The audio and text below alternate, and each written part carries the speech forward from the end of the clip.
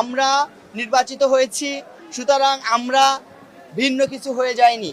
আমরা যে সকল শিক্ষক মহোদয়ের ছাত্র ছিলাম, আমরা তাদের ছাত্র হিসেবে থাকতে চাই। আমরা এতদিন নির্বাচনী প্রচারণা চালানোকালে যদি আপনাদের কাউকে আমরা কষ্ট দিয়ে থাকি অথবা আমাদের কোনো আচার আচরণ কিংবা কাজে কর্মে আপনারা কষ্ট পেয়ে থাকেন, আমরা আপনাদের কাছে নিঃশর্তে ক্ষমা প্রার্থনা করছি।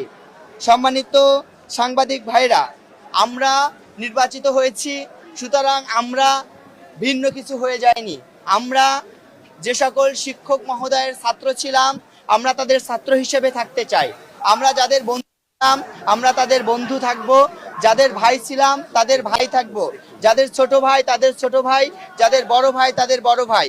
আমরা যেই পরিচয় ছিলাম, এই পরিচয়ে একতাবদ্ধ হয়ে আমরা সামনের দিনে পথ চলতে চাই।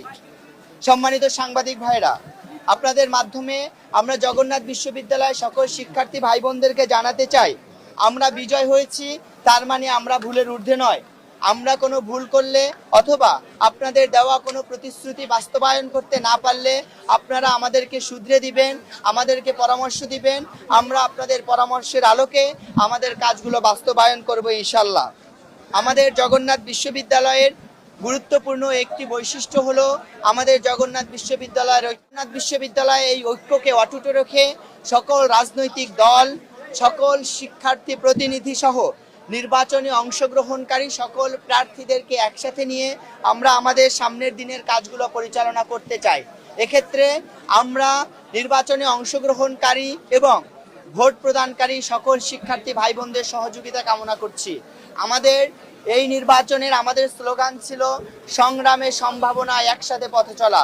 আমরা অতীত সংগ্রামে আপনাদের সবাইকে নিয়ে যেভাবে একসাথে পথে চলেছি, ভবিষ্যতে আমাদের সম্ভাবনাময় দিনগুলোতে আমরা একসাথে পথ চলতে চাই এবং আপনাদের সকলের সহযোগিতা কামনা করছি। সম্মানিত সাংবাদিক ভাইদের এখানে অক্লান্ত পরিশ্রম করে উপস্থিত হওয়ার জন্য ধন্যবাদ জানিয়ে আজকে আমাদের সংবাদ সম্মেলন এখানেই সমাপ্ত ঘোষণা করছি এবং